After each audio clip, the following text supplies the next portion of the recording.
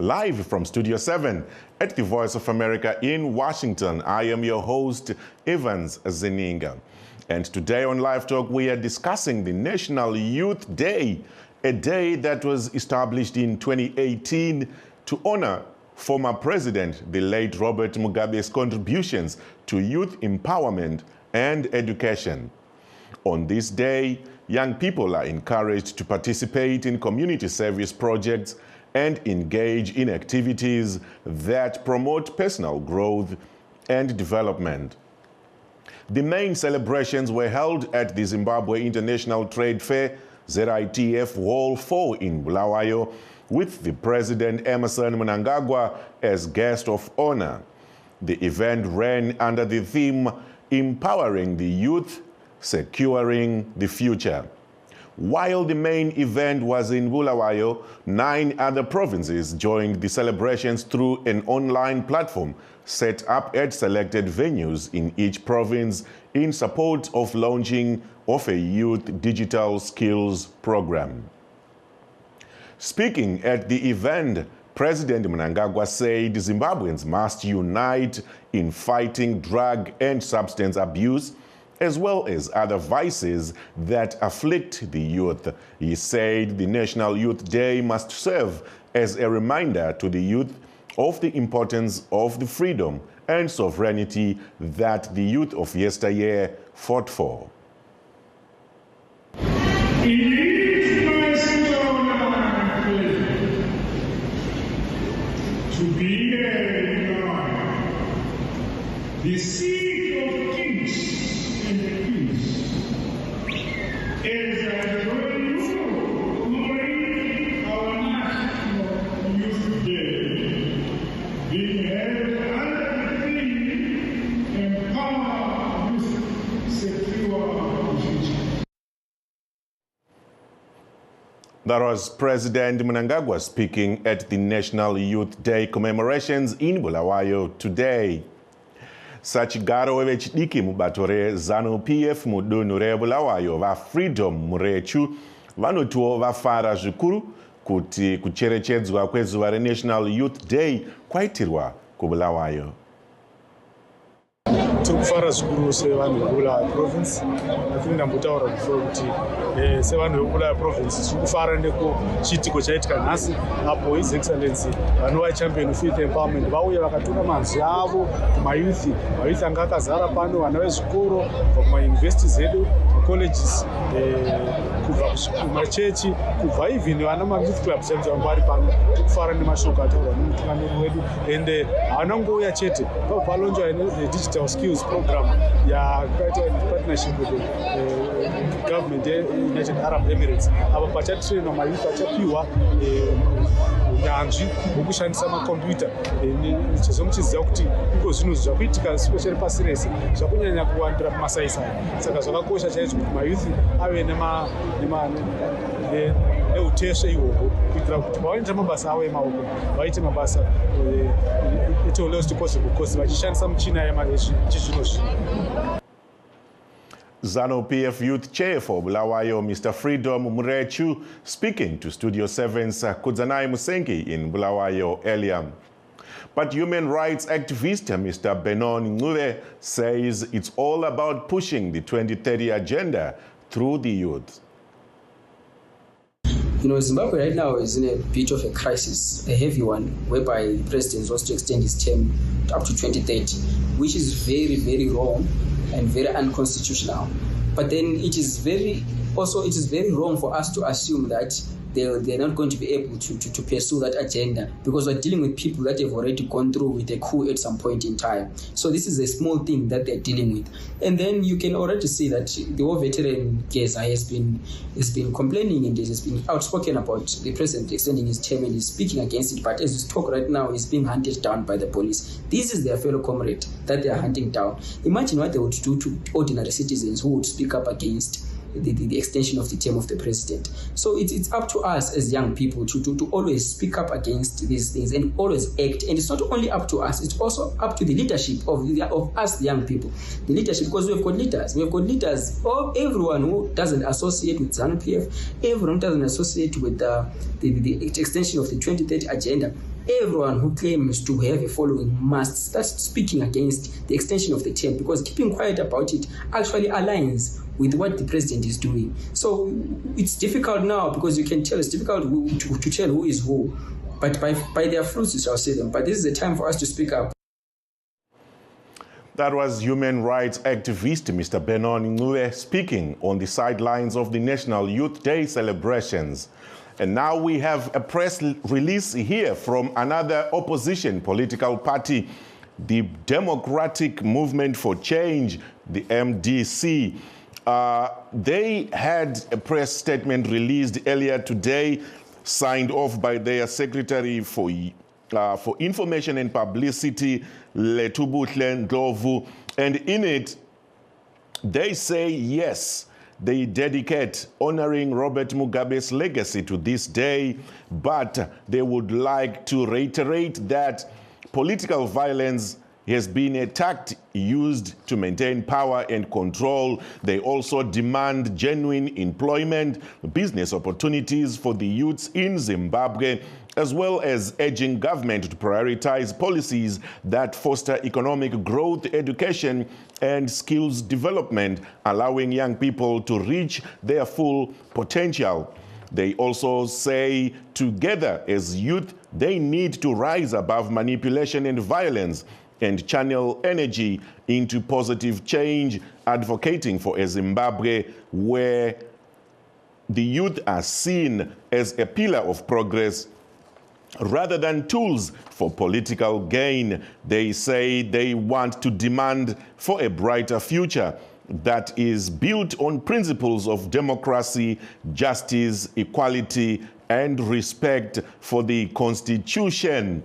There you have it, comments and sentiments from different sectors and different political parties across the country. Now, to discuss the Zimbabwe's National Day, Youth Day, and what it means to the youth, we are now joined in the studio by our live studio guest today. And we have postgrad student in project management at George Washington University, Zikomborero Mziti. Did I get that right? Yes, you get it. Awesome. Thank you for coming to the show. We appreciate you for joining us today. We will bring in other guests as well along the way, but let's start with you. What does this National Youth Day mean to you? All right. Thank you very much, Mr. Zininga. Greetings, viewers. Greetings, Zimbabwe. So today, the 21st of February, is a day that has been set aside to reflect as a National Youth Day. So to me, this day is a day whereby we have to reflect on our past, the journey that we have traveled as a country to be where we are. And we also have to recognize our present, where we are apparently, and also to envision the future that is about to come. So that's, in short, in summary, what this day of National Youth Day mean to me. Mm-hmm. And do you think young people are connecting with the meaning of this day? So, yeah, thank you very much. That's a profound question. So, when you are taking a look, especially in Zimbabwe, the meaning of the day that has been set aside to reflect, to embrace the future and the present that we are in, and to embrace the future, I think there is a variation or a difference that exists there in terms of the expectations that the youth have versus the reality that is actually on the ground. Oftentimes as youth, we do have a lot of ideas that needs to be executed, but the environment itself that we are operating is not conducive enough for us to fully yield ourselves to the maximum capacity, so that at the end of the day we can have something that we can point to say this is what we are able to deliver as youth when we are looking at the potential that is in us, and how the environment itself is not being conducive, is not giving us the maximum capacity to give the best that we are able to deliver that is in us. Let's hold it right there. I will come back to you. Let's also introduce our other guests on the phone in Zimbabwe. We have Mr. Snowball Tongogara, a ZANU-PF member and also a member of the Citizens Coalition for Change, Mr. Kudakwashe John. I hear Mr. John has just dropped off. We will try and get him back on the program. Mr. Tongogara, if you can hear me, welcome to the show.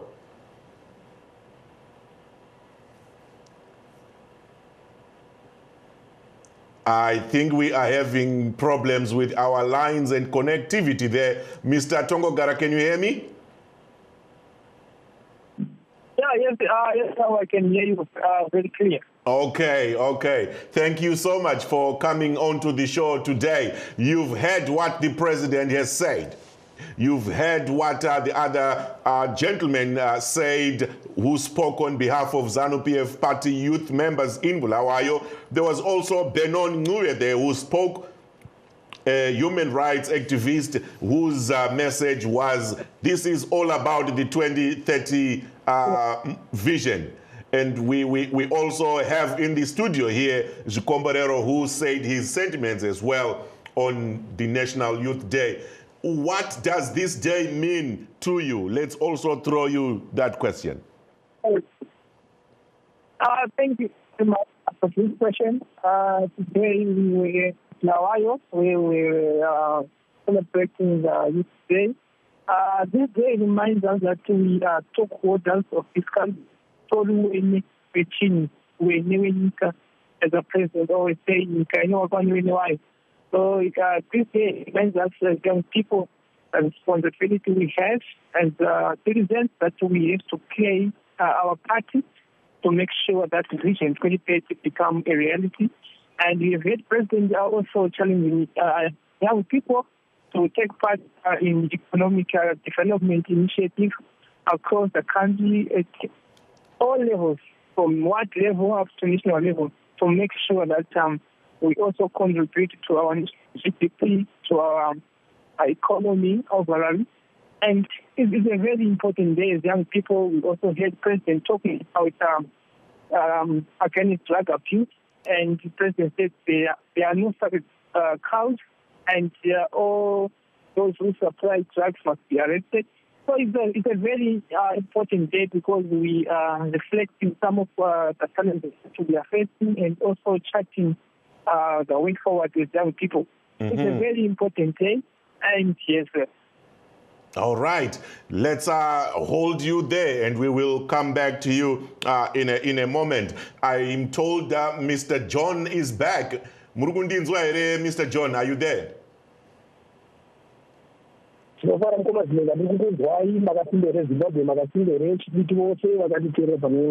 Aha, we've been hearing from different people about today, sharing their sentiments, and would like to invite you to the platform as well to give us your perspective of the day, understanding what the president has said, what Mkoma Tongogara here has just said, and all the other people that have been weighing in. What's your take on this day?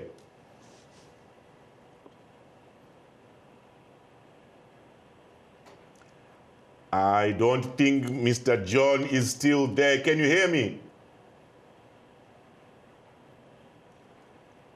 I think the signal is playing games with us again. Our network is killing us, I suppose.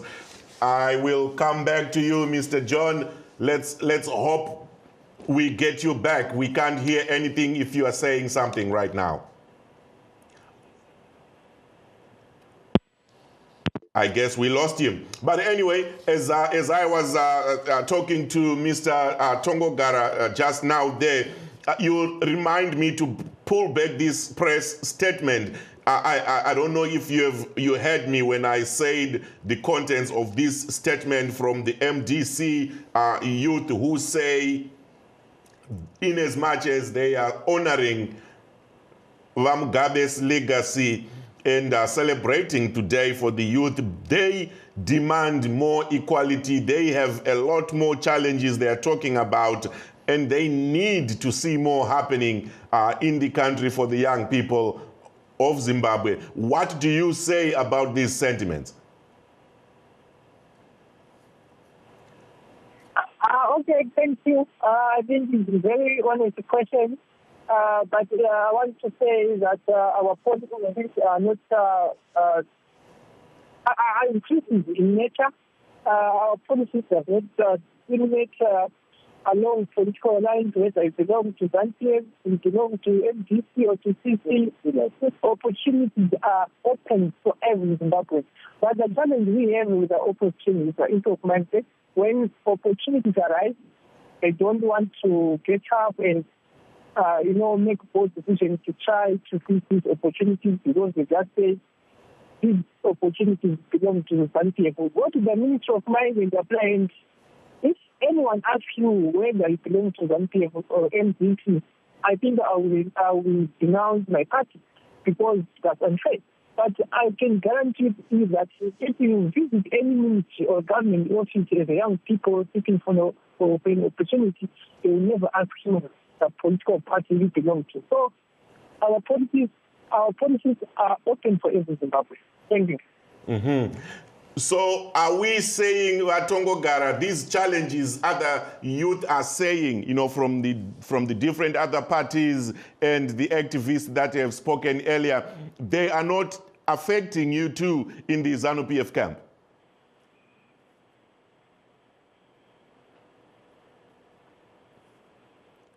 Did you get my question, Watongogara?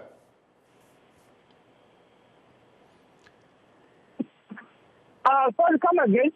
I was saying the challenges that the MDC young people here are talking about in the statement and what the other activist, Benon Ngube, said earlier about challenges for young people in the country. Are you not affected by the same challenges as well in the ZANU-PF camp? We are not affected because we are positive and we believe that we are capable of making in Zimbabwe. It's a matter of mindset. If you think you cannot do it in Zimbabwe, it will be difficult for you. But young people in the new party, we always try by all means to find something. But the problem we have with our opposition is that they only try to find problems. So that's a challenge. There's a difference between the two camps. We find solutions and they find problems. So we are living in a different country, different world where we have different perspectives, different sentiments, different approach to life. Aha.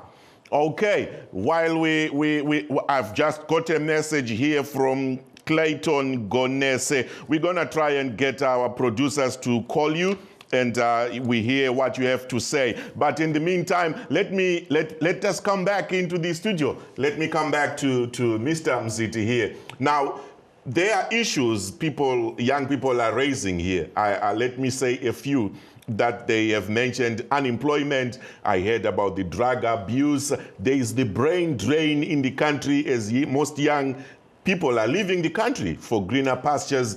That's a fact we cannot avoid saying. It's on record. Now, how do you think Zimbabwe can retain all these, contain all these issues so that the young people today can come back and benefit from the Zimbabwe they look up to and dream of?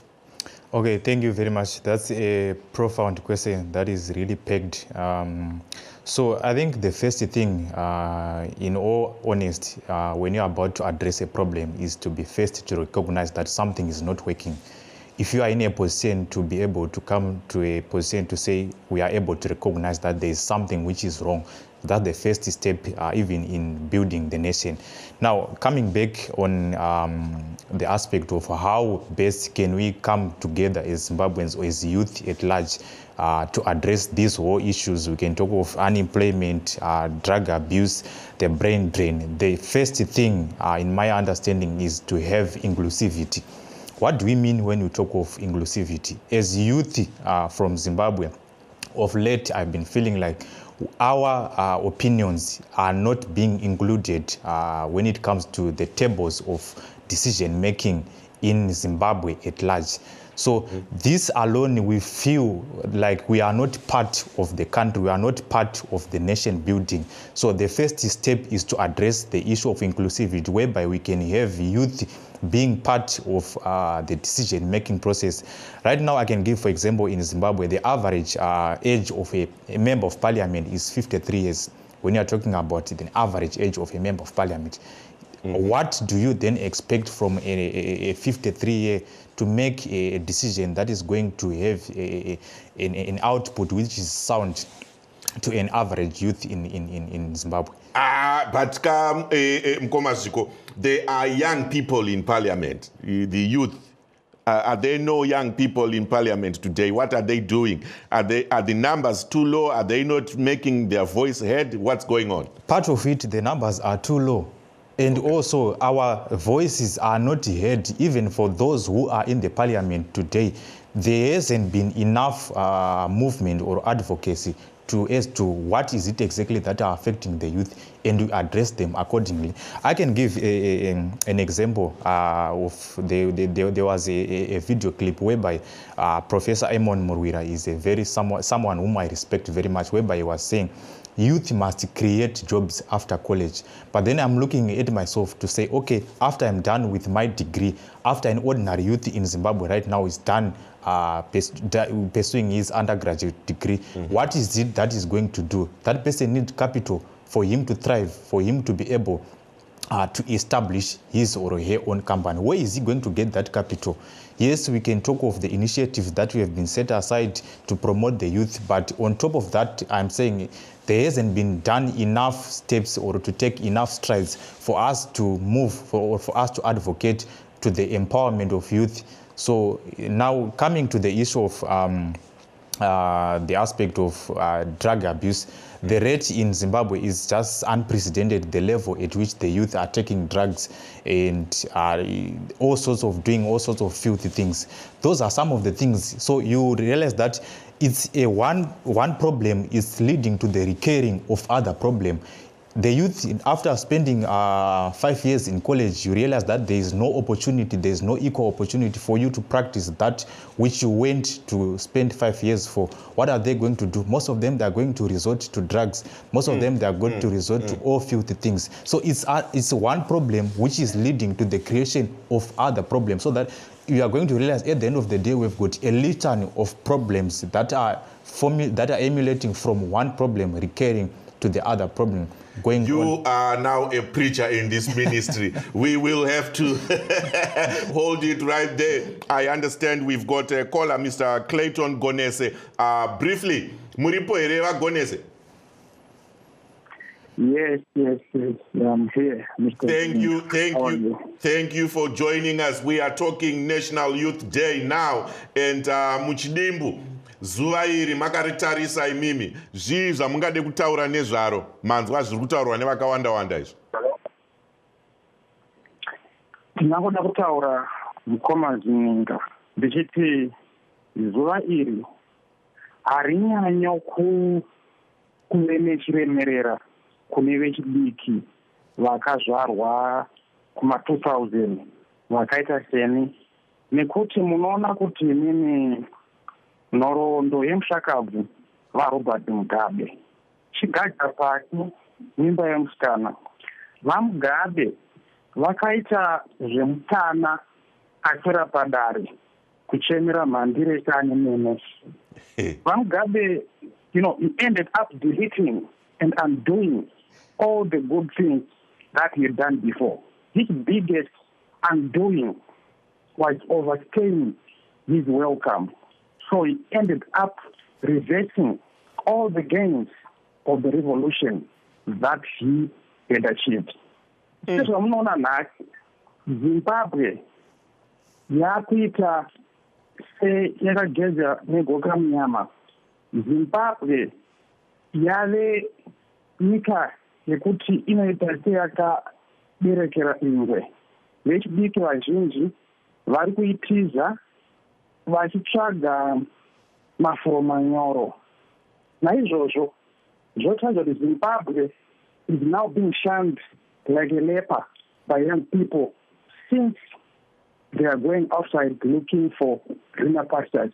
Therefore, this day is remembered, not as a good day, but as a sad reminder that Mr. Mugabe, has many errors of commission.